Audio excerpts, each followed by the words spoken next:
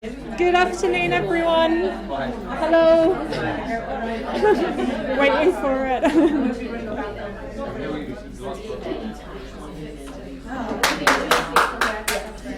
Thank you. Thank you. Okay, thanks very much, everyone, for coming along, and well done to those of you that managed to grab your keys before coming over here and a cup of tea or coffee. My name is Rowan Murray. I am the Head of English Language for MVM and STEM at the University of Edinburgh, but I'm also a PhD Educational Social Justice student with the University of Lancaster. And I'm here today to talk more about my thesis for my PhD, with the title of my presentation, Indoctrinate or Disrupt. So, a very brief outline of what I'll be talking about today. So about 20 minutes for the paper, a bit of an overview of decolonisation and the research. And then there's going to be some space for questions and discussion, hopefully led by all of you afterwards. And then another 5 minutes at the end for any other specific questions, perhaps about the talk itself. So starting off with decolonisation in UK higher education, literature's problematised Western higher education institutions and called for academics to interrogate and act upon neo-colonialism and coloniality. And Gabriel notes that universities are spaces of power over knowledge production and reproduction through curricular content, through pedagogy, hierarchy of knowledge systems that favour Western epistemology and the hidden curriculum as well. And we can see this extract from Smith on the slide, which I think summarises things quite succinctly, and it points towards that idea of methodological imperialism and the means and expectations of expressing knowledge via limited and standardised genres. So in UK higher education, we see the privileging of certain histories and constructions of knowledge that don't always recognise the cultural context of published works. Within the wider literature, there are some suggestions for decolonisation within the West. And these include, first of all, emic perspectives, and recognising these emic perspectives, which can help shift dominant discourses and cultural domination, so that we hear not just from the privileged, but we also hear about the histories and practices that have been made invisible. And in the classroom, this might be, for example, overturning those monolithic perceptions of cultures, how we're transmitting knowledge in the classroom, engaging with issues of injustice, and seeing students as legitimate participants that can create their own knowledge. We might have more horizontal relationships with students, so that teachers can take advantage of things like student-led curricula, student-led discussion as well. And then dialogic practices like talking circles that can highlight the lived experiences of individuals and intersectional personalities as part of the learning process. When we look at ELT, the literature is much more limited, and EAP, especially from the UK. But there are alignments to that wider decolonisation literature, such as the notion of dominance and power that come from linguistic imperialism and that perpetuation of cultural superiority. Now, I think many of us are possibly working in EAP in higher education, and we're preparing students for entry into university, or we're developing provision to help students reach their academic potential whilst on their programmes. And this often means unpacking and teaching institutional programme expectations and following Anglo-centric and Western academic norms. So in this sense, we can argue that EAP is indoctrinating students into Western norms, that we're focusing on standardised and limited epistemologies and genres. And so this makes that more pragmatic EAP complicit in that knowledge production and reproduction that we saw from Gabrielle. So there's a real tension in EAP between preparing students for study, but also scrutinising our own EAP practices.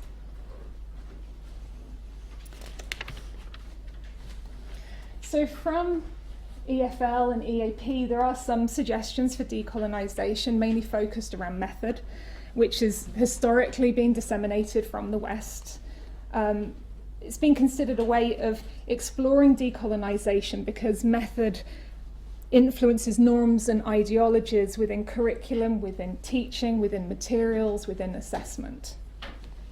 And taking, for example, a post-method approach, which is more reflective and exploratory, could disrupt as it's more context-specific. It can take a reflective and exploratory approach, promoting student autonomy in pedagogic decisions. Students develop individual learning strategies and developing their own learning communities and reflecting on their learner identities.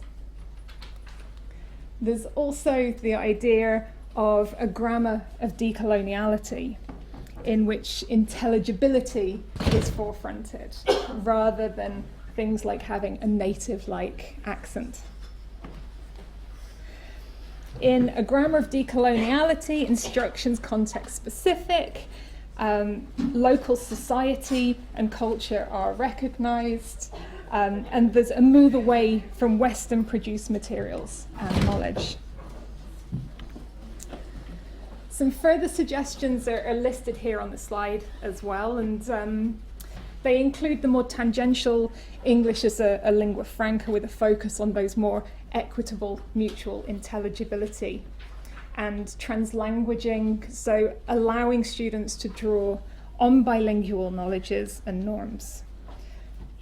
And all of these pedagogies are significant because they're unsettling established Western classroom norms, and they're focusing on the promotion of inclusive standards of English. So having a look at my research, I'm taking a critical perspective of EAP and that dichotomy of preparing students sufficiently for academic study in the UK, whilst also attempting to interrogate and disrupt the norms and practices of EAP.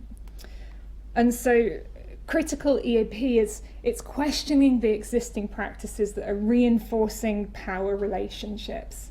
So it might be critiquing the Western writing conventions as a means of maintaining Eurocentric academic norms.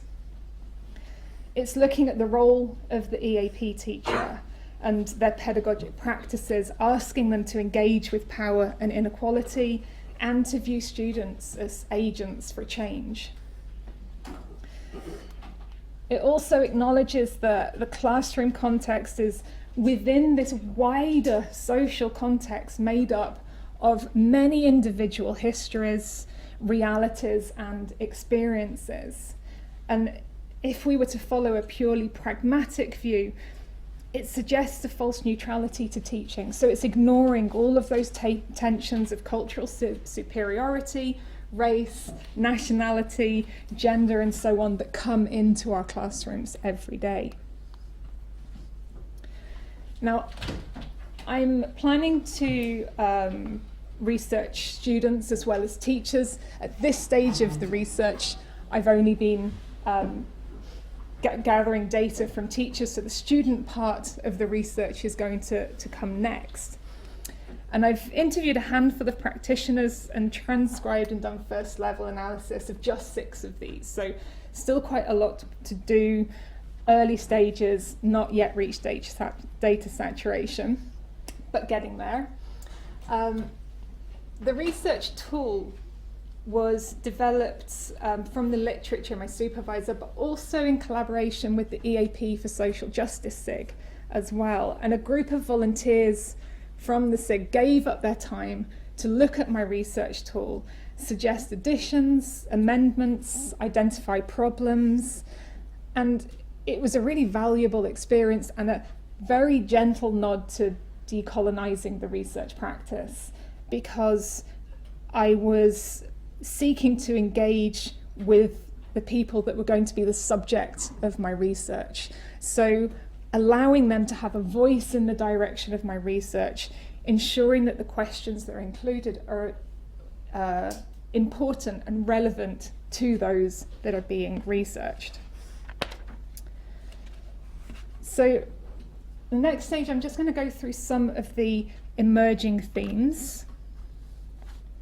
And I think a good place to start is defining decolonisation.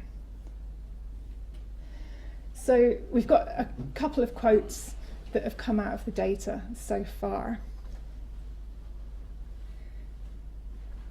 And there were two main points that reoccurred throughout the data and suggested how decolonisation might be perceived amongst EAP practitioners. And these are the themes of decentering a Western approach to knowledge and power structures and the legacy of colonialism. And these are two things which, of course, are much bigger than the field of just EAP. But in order to have an EAP understanding of decolonisation, practitioners need to engage with that broader literature, because EAP just simply isn't featured heavily enough in the published work. If EAP is going to help disrupt neo-colonialism, then we need an understanding of what it is and how we can therefore do it. So the next sort of main theme is about learning, and I'm going to go back to where we all start our training. And from what I've found so far, there's a lack of instruction or content on social justice and definitely decolonisation in qualifications. So those mainstream qualifications that a lot of us take, like the CELTA and the Delta. On master's courses, social justice was perhaps touched upon a little bit for my participants within a wider topic or theme, but engagement was really just through their self-directed assessment topics. CPD on social justice and decolonisation, again, seems to be mostly self-directed. So attending webinars and talks, both within and out with individuals, institutions, and they're often not situated within the EAP or ELT fields as well, so they're coming from perhaps other disciplines. One of the main barriers is time. So how do you fit all of this into your busy teaching schedules and all of your other commitments? But another's just that general lack of discussion of decolonisation within the field. So then I was thinking about, well, how can we disrupt learning? How can we actually disrupt this issue that's been identified?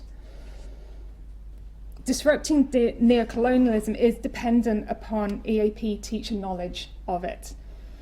So is the scope for us to interrogate qualifications and put pressure on organisations to take a more critical approach to language teaching and EAP?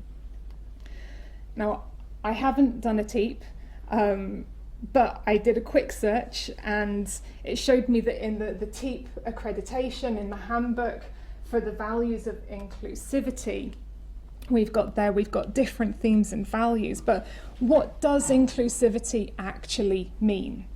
So what is included within that? Is decolonisation situated within this? So have we actually defined these things such as equality, inclusivity as well? Another option is for the incorporation of decolonisation into formal CPD within EAP centres and units as well, and not just focusing on theory, which is important, but also those practical things like reviewing materials for evidence of neo-colonialism, looking at the design of materials as well, because a few participants said that they simply didn't know what an EAP decolonised set of materials might look like.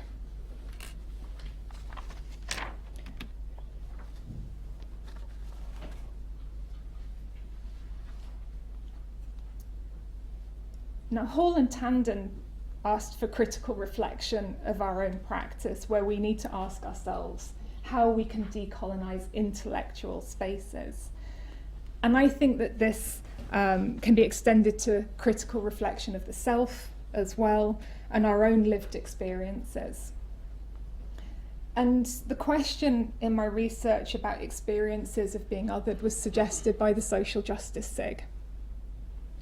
And everyone that I spoke to has experienced being or feeling othered to varying degrees, whether it was related to age, race, gender, nationality, socioeconomic status, language background, or accent. There was an additional follow-up question here about has your experience of being othered influenced your teaching? And I'm going to present now quite a few of the teaching practices that did relate back to these othering experiences.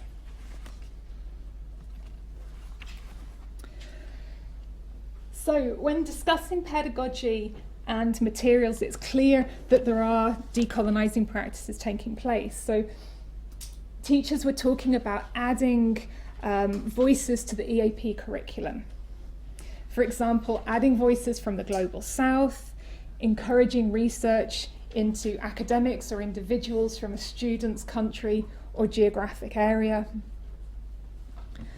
There was indication that teachers are moving away from UK-centric themes, trying to identify and bring in more social justice and inclusive themes such as SDGs or migration, which can be contextualised. Also interrogating Anglocentrism, both in general, but also related to specific disciplines as well. And teachers mentioned talking about these themes from varying perspectives, so whether these are uncomfortable perspectives or not.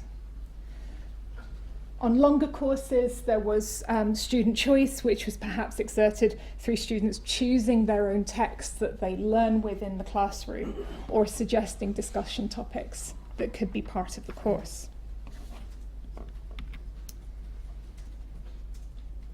Many of the practices that the teachers were describing in my research placed an emphasis on recognising students' former learning and the validity of this as well. So when teaching academic writing, talking about options that a student has, not one specific way of doing it. And also removing prescriptive, patronising or othering language from the materials that they are using.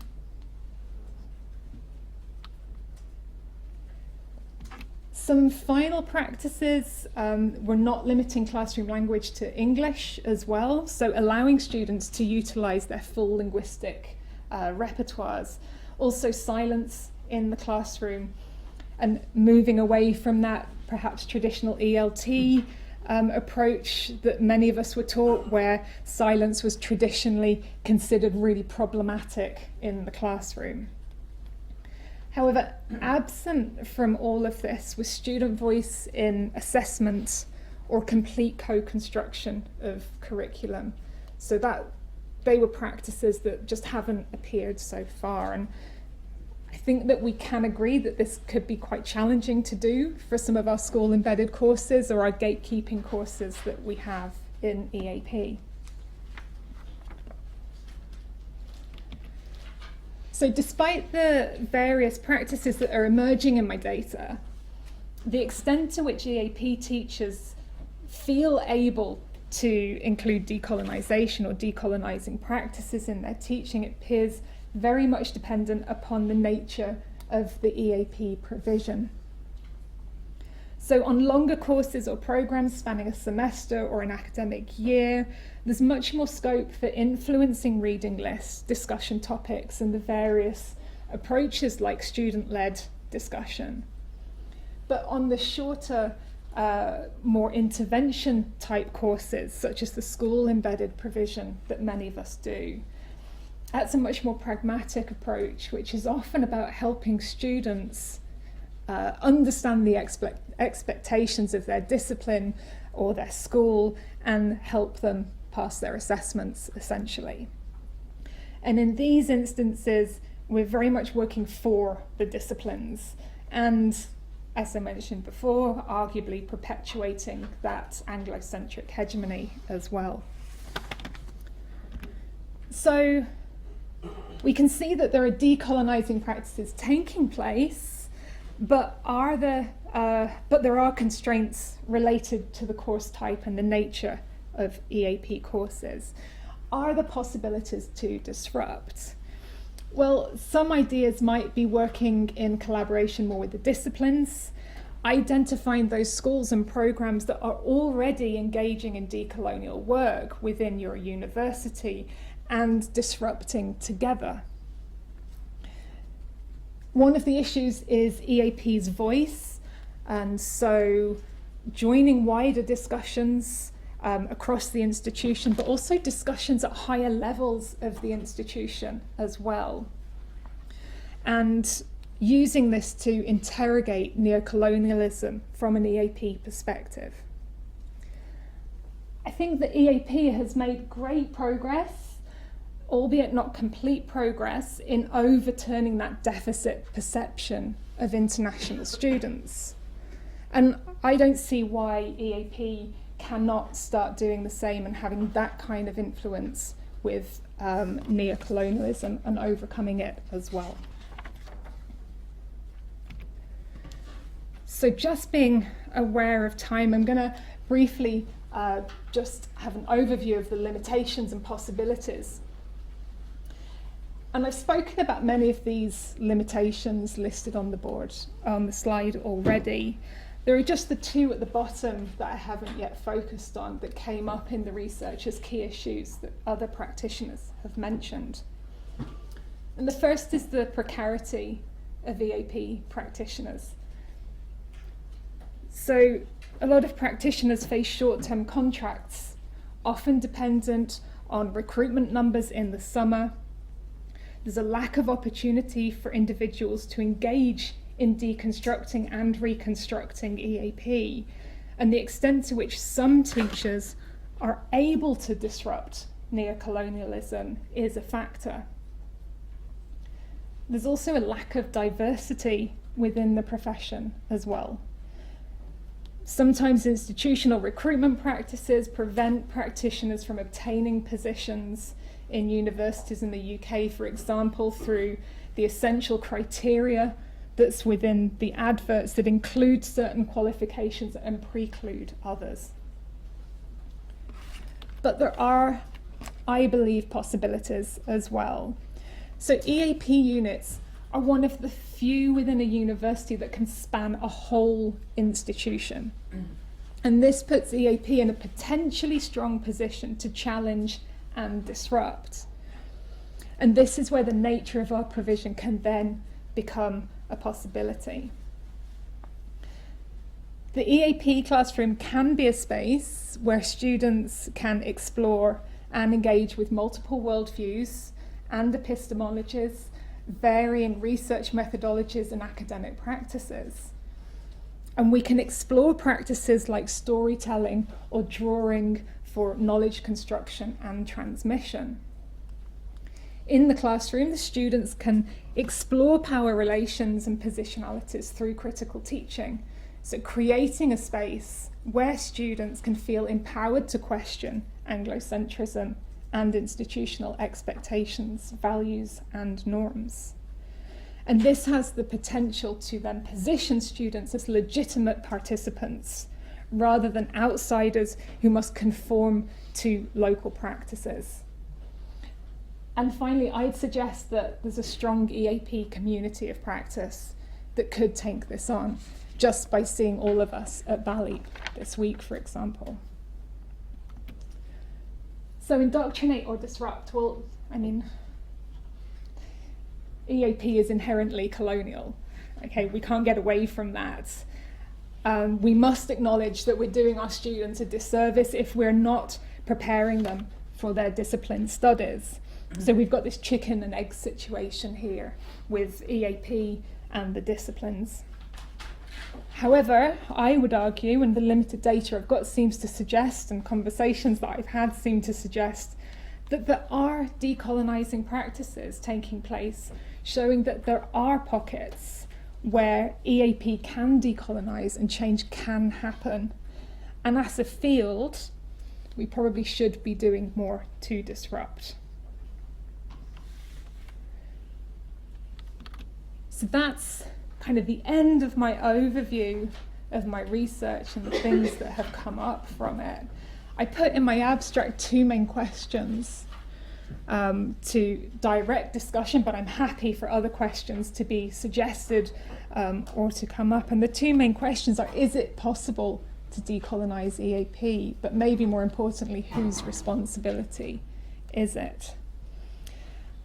So what I was hoping to do was now to really hand over to you lot. I'm going to take a back seat for a session, and for you to guide the discussion. I know my thoughts and opinions on it. Maybe you have similar or very different thoughts and opinions, which would be interesting to hear about. So if anybody has any questions or comments.